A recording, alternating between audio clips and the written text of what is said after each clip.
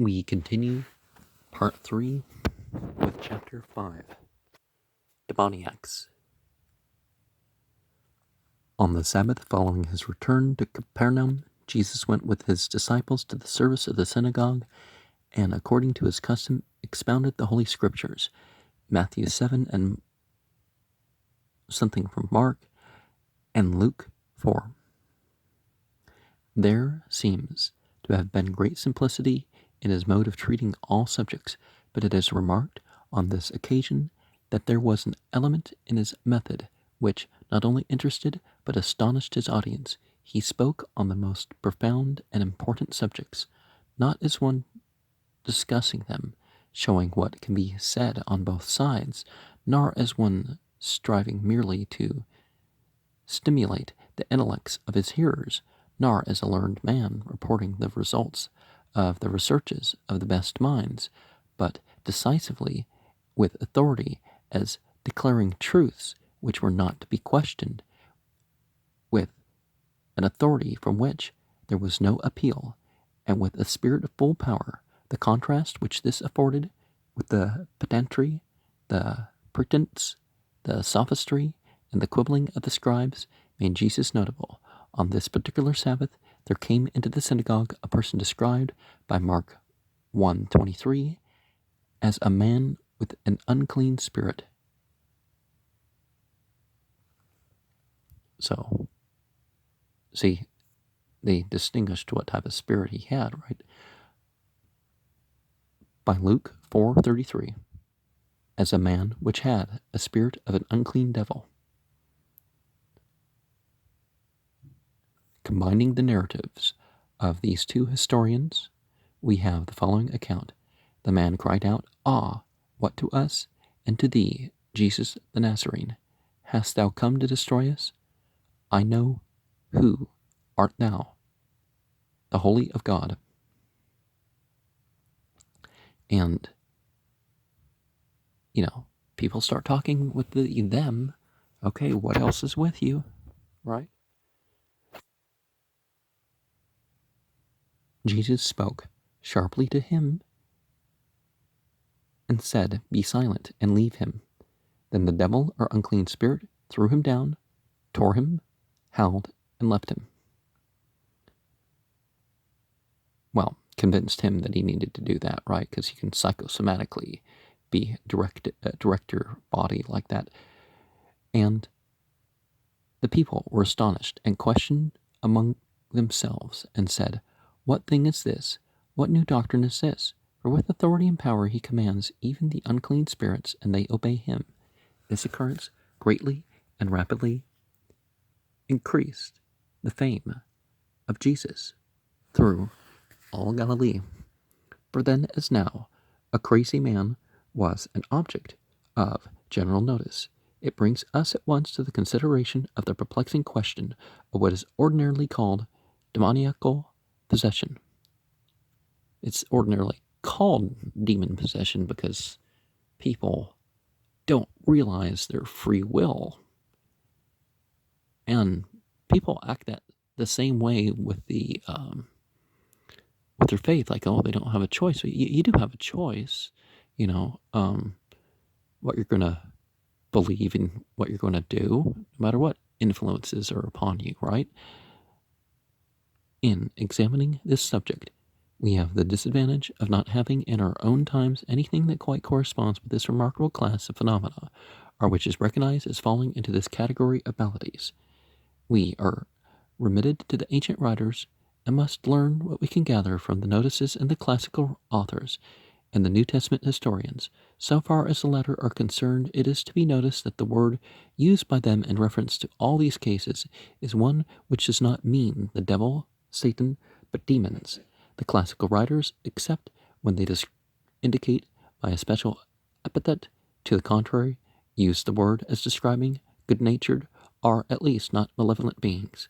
But the New Testament writers, on the supposition that they meant beings distinct from the afflicted individuals, invariably represent themselves as sinister, or positively malevolent. Now, sinister is not quite the same thing as saying, oh, it's all negative and harmful or something like that. You can't tell the good jinn from the bad jinn that way. The classical writers sometimes loosely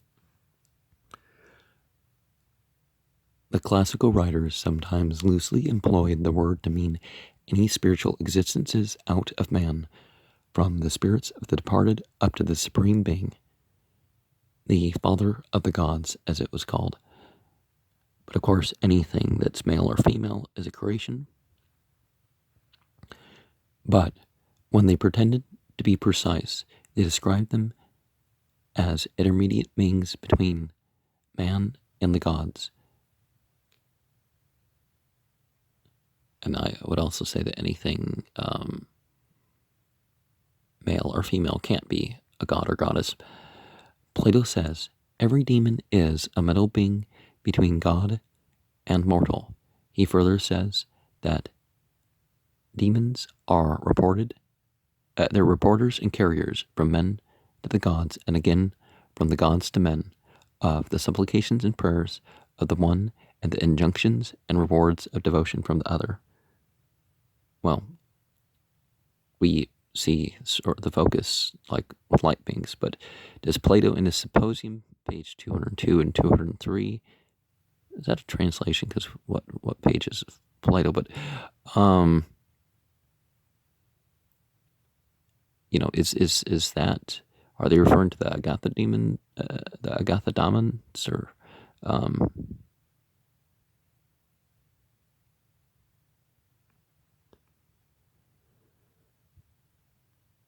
there were two kinds of demons. The souls of good men after the departure were called heroes and raised to the dignity of demons. Daimon in Greek. Daemon is, but the dignity of is not the same thing as changing from a clay being to a fire being, or from a fire being to a light being, or that sort of thing. Each stays its own, whether or not they're influencing material nature or not by these souls. And there were also Plutarch Defect and Plato Cratylus. Okay. And there were also supposed to be demons who had never inhabited a mortal body. Plato, Timothy, and Apuleius de Deo Socrates. And, that's one way to describe a jinn, right? So see, in Greek it wasn't as clear. But if there was a word with the demon to let you know what was what, oh, this was human, this is a light being, this is,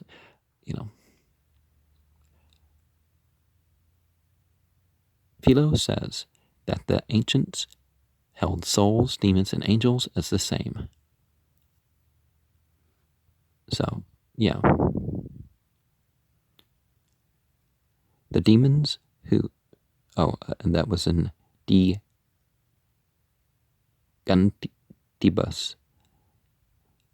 The demons who had once been in human bodies became objects of worship among the heathen. Well, you can't, religion didn't differ from the heathens and the pagans and anybody else. And Jehovah, you pronounce it with a Y and a W, but instead of a J and a V, is so often called the living God to distinguish him from these. Deuteronomy 26:14, Psalm 106:28, Isaiah 8:19, Deuteronomy 5:26.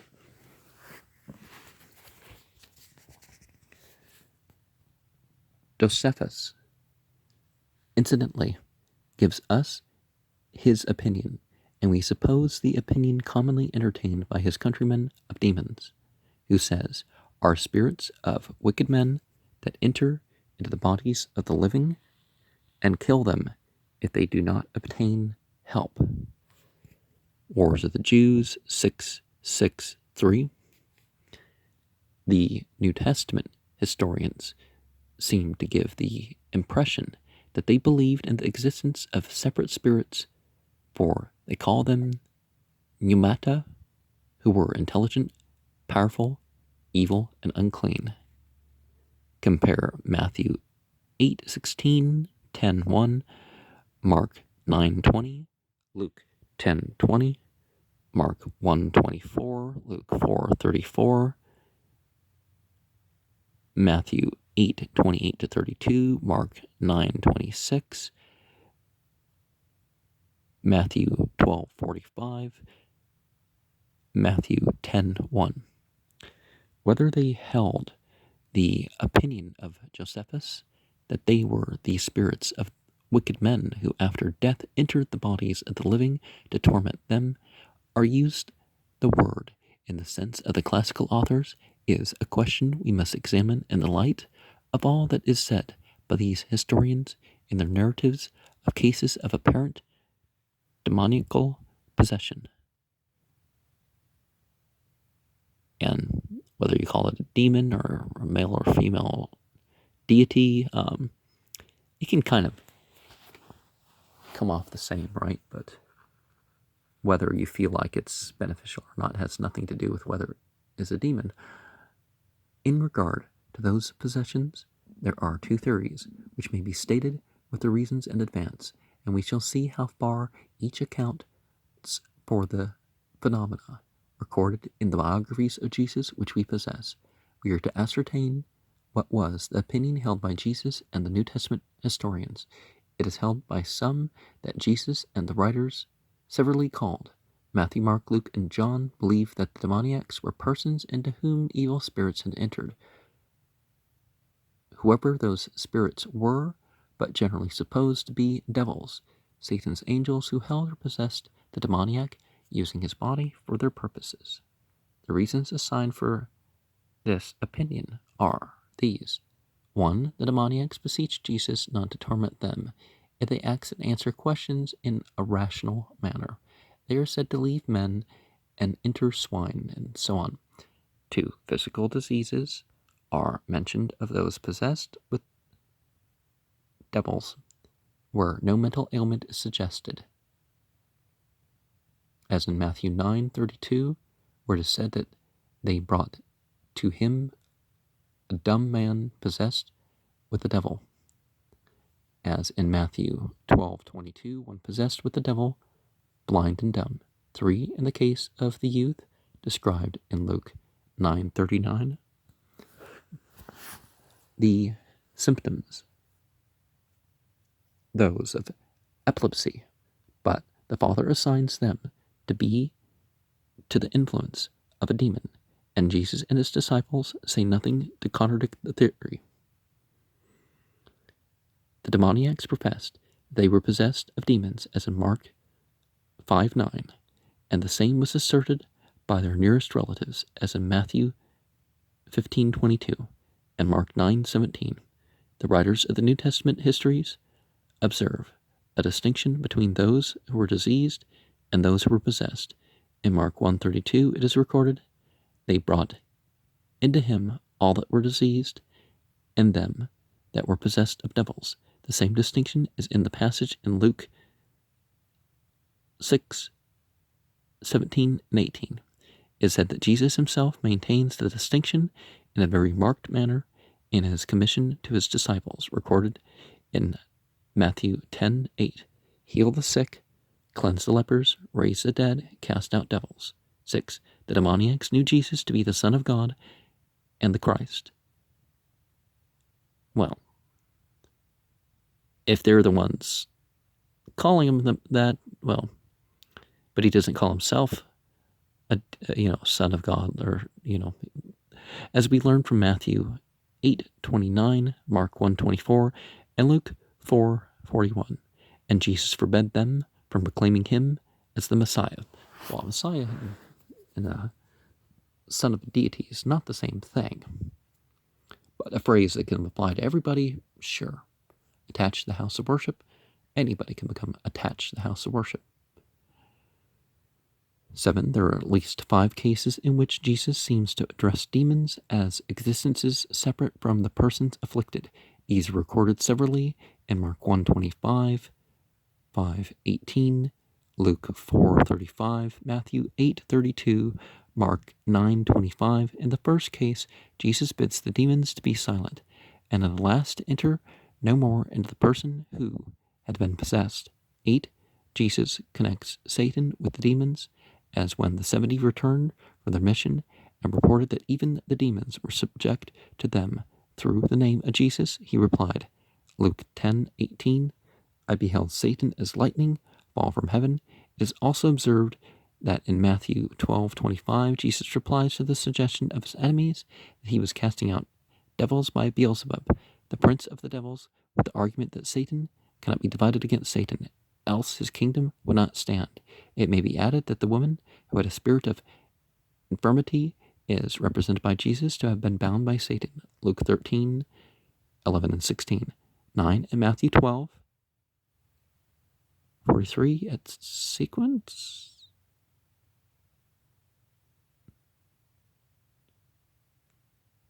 The verse, I guess. Jesus speaks of an unclean spirit going out of a man, and the man afterwards taking 7 other spirits. And in Matthew 17:21, he says, This kind goeth not out, but by prayer and fasting, which seems like facts in their natural history. Well, if you're going to get influence over yourself, right? Rather than them influencing you to keep you away from prayer and fasting. So see, that's a sign of demoniac possession, is the person who neglects their prayer or their fasting. And I mean, they neglect it rather than having some physical ailment, not, I'm too young or too old or something. I mean, they actually can't fast. You can tell the people who can fast and who can't by who can go all day without eating and all that. And they only, they're having something they don't need. I can't,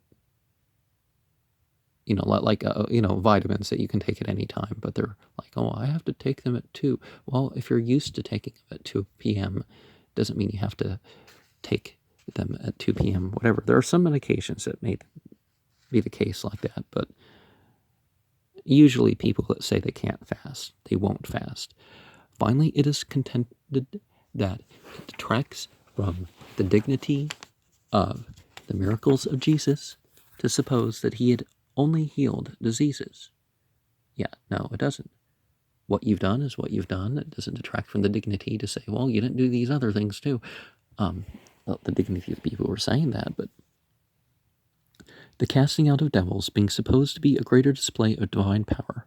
And remember Matthew 7:22-23, you're not supposed to heal in Jesus' name. You're not supposed to cast out demons. You're not supposed to do any good work. And anybody who does that sort of thing, Jesus didn't know.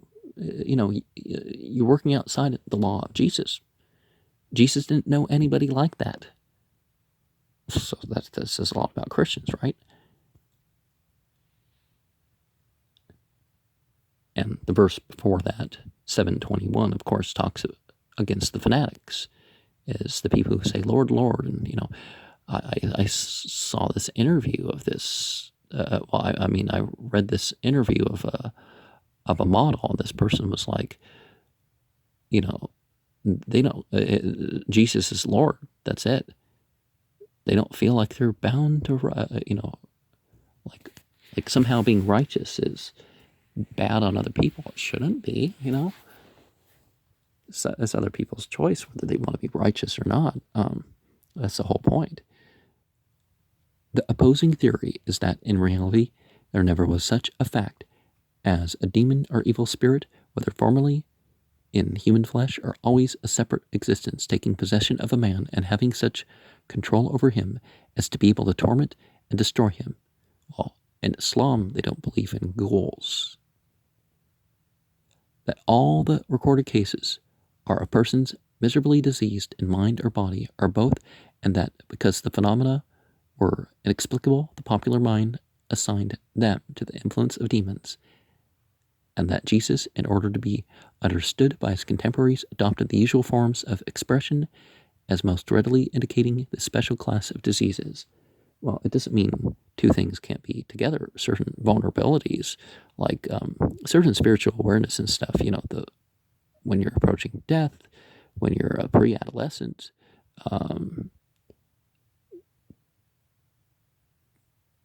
traumatic moments, intoxication, when you're too tired, It is further contended that whereas all parties agree that, so far as appears in the records, whatever the possessed did cannot be distinguished from the acts of the demon, the inquiry is reduced to a simple question: can these phenomena be accounted for without recourse to the supernatural? No devout scholar hesitates to accept the theory of the supernatural when necessary, but equally does he never resort to it to explain what is readily explicable by well-known physical or psychological laws, and all the phenomena correspond with what we know of hypochondria, epilepsy, and insanity, that the New Testament historians give as plain intimations as we could demand that they were employing popular phraseology and not in these cases giving utterances to doctrines or asserting facts, and that the doctrine of the agency of departed spirits upon the bodies of men is contrary to other doctrines expressly taught by Jesus. Those who hold this theory, in reply to the argument cited above by the advocates of real demoniac possession, say: 1. These insane people believed themselves possessed. Certainly it would be a belief problem if you're letting your mind deny your, choice. But again, if that's a belief problem, it's not insanity. It's, freedom of religion, right? And the psychosomatic harm, well, again, but, we don't let people hurt themselves, either by their own hands or, well, the psychosomatic harm, really, there's nothing you can do about it, but they had been brought up in a community holding that doctrine, and in their raving, made utterances consistent with their crazy view of their own cases, a thing we frequently meet in our modern asylums for the insane. Locke's description of madmen, Essay on Human Understanding, Chapter 2, 11 and 13, is that they reason right on false principles, and taking their fancies for realities, make right deductions from them. 2. The demoniacs at Gadara, Mark and Luke, speak only of one, had the fantasy that they were possessed by innumerable devils, so that when Jesus asked the name, it was given as Legion, and the possessed men, believing themselves speaking for the demons, begged that they should not be driven out of the country, but allowed to enter into the swine, and that when Jesus flung the disease from the man or men to the hogs, it was a great miracle, as any casting out of demons would have been.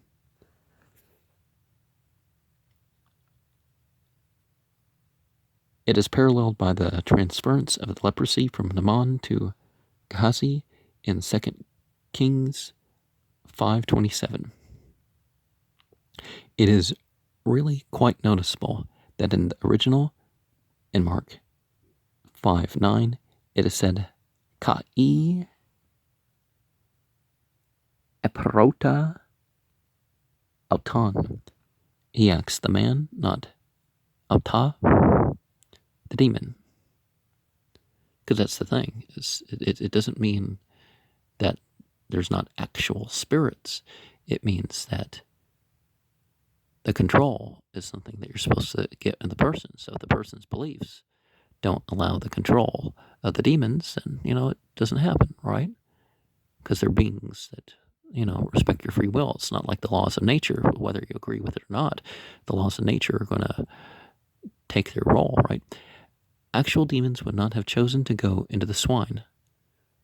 I don't know. Would have made a good show. And it is especially remarked that Luke, who was a physician, speaks of this demoniac upon his recovery as being in his right mind. In the case of the blind and dumb are simply dumb, the diseases in the organs was popularly ascribed to demons. In Matthew 9:32, the historian specifically mentions that the man, not the demon, was dumb. 3. The fact that the father of the epileptic youth in Luke 9:39 assigned his trouble to a demon shows only that it was his opinion in which he participated in a popular superstition. 4. If this argument is good here, it is valid as establishing witchcraft, as many have professed to be bewitched, and some have confessed that they practice this black art. But who now believes them? It is doubted whether the New Testament historians made a distinction between the sick and the demoniacs, and it is held that they spoke of demoniacs as only one kind of sick persons. In Matthew 4:24 are three kinds of ailments mentioned: those possessed of demons, those who were lunatic, and those who were palsied, all coming under the general description of diverse diseases. Occasionally demoniacs are omitted in the general recital of miraculous cures, as in the notable reply of Jesus to John in Matthew 11:5, in which an account is given of miraculous evidences extending the ministry of Jesus. If these demoniacs were not merely a class of sick people, would not Jesus have brought forward their cure with great emphasis?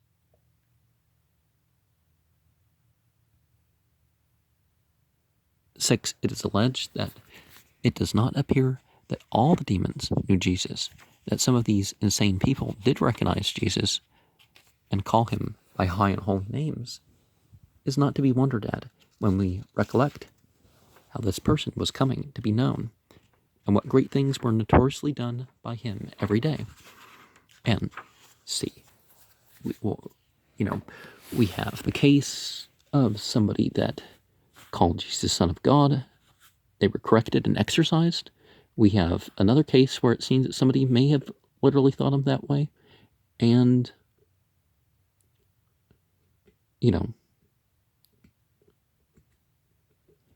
well, the case of the person's good Lord, and he's like, no, don't use titles like even rabbi upon me, and and it's really something that you should only be using for God. That was the approach, right? But there's one God, not two, not three, not a God and a God and a God. 7. The supposed addresses of Jesus to the demons may be easily understood to be, first, an accommodation to the fancy of the deranged persons, and secondly, to the understanding of the spectators. His bidding the demon depart and no more enter the man is of a piece with his bidding the fever leave a patient, which he did in the case of Peter's mother-in-law. 8. In regard to the mention of Satan by Jesus in connection with demons, it is urged that the saying, I beheld Satan as lightning fall from the heaven, Luke 10:18, cannot be taken literally except as referring to his original expulsion from heaven. But see, it doesn't turn him into the same type of being as the unfallen ones. As in, that was what used to be the case, In that case, it would be wholly irrelevant. The choice is then left among the various figurative interpretations. Satan is a name given to anything inimical to what is good. Jesus meant, it is said, that he had foreseen the glorious triumphs of his disciples over the most formidable obstacles, and as to his argument with his enemies, he simply took them upon their own grounds, and not affirming those grounds solid, showed that, even presuming them so, there was no place for their objection to him, so that nothing can be inferred from that. 9. In the case of the man who took to himself 7 other spirits, it is merely illustration taken as public speakers frequently do such from the popular beliefs as one might illustrate a principle by reference to a well-known fairy story without endorsing it. 10. That no detraction is made from the dignity of Jesus for those who hold this view quite equally with their opponents. Believe in the divine power of Jesus, and that it was quite as great a miracle to restore an insane man instantaneously to reason and rectify the shocks his mind had received, as it would have been to cast out from the body of a man the wicked spirit of some dead man who had come to torment and destroy him. Perhaps the strongest thing that can be said on the other side is this, that while a perfectly truthful person may accommodate himself to popular fancies and phrases under circumstances which do not confirm hurtful error, nor misrepresent his own beliefs, as a scientific man of today may speak of the rising and the setting of the sun and call deranged men lunatics. Well, it's not any more or less scientifically. Certainly, people did admit there were mental problems. Even back then, they had different ideas, different parts of the mind. Although he does not believe that the sun moves around the earth, nor that the mental elements are caused by the moon. Yet no truthful man would always speak as if he adopted a theory. Rumbling the tumbler here. I eat after this. Adopted a theory which he really believed to be false and knew to be injurious, which is the case with this theory of demoniacal possession. If untrue, it was a very hurtful superstition, and a great and good teacher would not have countenanced it. Well, you could say it's useful, hence the survival, but it's not hurtful just to have different beliefs, right? And if people have a choice of their beliefs, well, whether it matters a presence of spirits taking place in that or not, it's the same thing. And it's I think that a critical examination of all that is said in the New Testament on this subject will probably lead most candid readers to the conclusion that a distinction is made between those who suffered merely from physical ailments and those who were represented as demoniacs. Well, that's undoubtable, right? In the latter case, the patients seem to have physical ailments which came from physical disorders. They are troubled by a sense of double consciousness and distracted by what seems to be a double will. If paralytics are those who suffer neuralgias, have their pains from physical causes, and lunatics theirs from mental disorders, it is merely in accordance with analogy that we suppose there are those whose miseries arise from physical derangements, soul disorders. If the atmosphere act on the body and one mind on another, why should not one spirit on another spirit? And this seems to have been the case with demoniacs. If the reader wished to investigate the subject further, he is referred to the Trench on Miracles, the chapter on the demoniacs in the country of the Gadarenes, to Farmer's essay on the demoniacs of the New Testament, and Quito's Cyclopedia Art Demoniacs.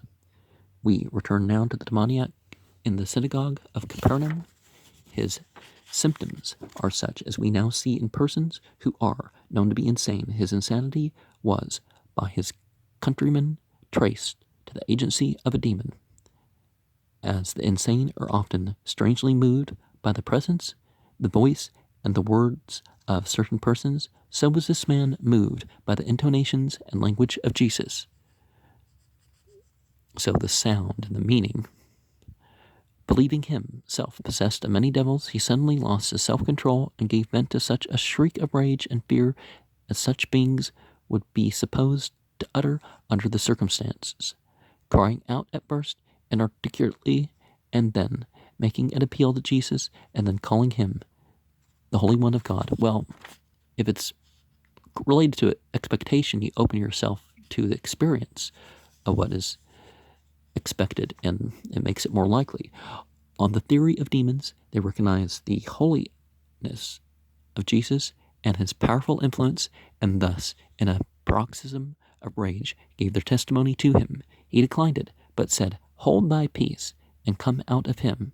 So, see, holding the peace about the whole calling Jesus Son of God bit. We see in our lunatic asylums men who are terribly afflicted with moral insanity, as we call it, showing all these symptoms in the days of Jesus.